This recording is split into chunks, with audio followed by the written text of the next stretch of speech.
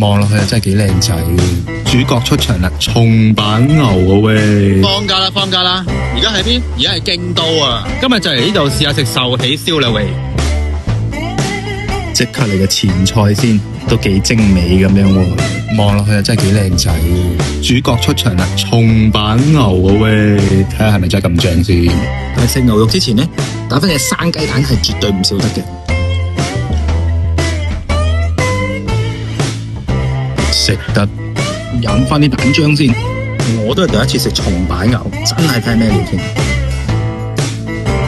佢加埋壽喜燒嘅汁咧，真係甜甜地咁啦，同埋佢唔係好肥嗰隻，所以咧呢個係真心唔錯，唔會係好肥到好漏嗰種牛肉。呢個配菜望落都好勁喎，用大白菜夾住啲蘿蔔，同埋睇真啲呢個煲真係好多嘢，又有粉絲，又有豆腐，又有冬菇、洋葱菜，真係哇飽到裂啊！嚟得京都梗要整翻個抹茶雪糕啦，食埋呢個甜品咧，真係飽到裂開。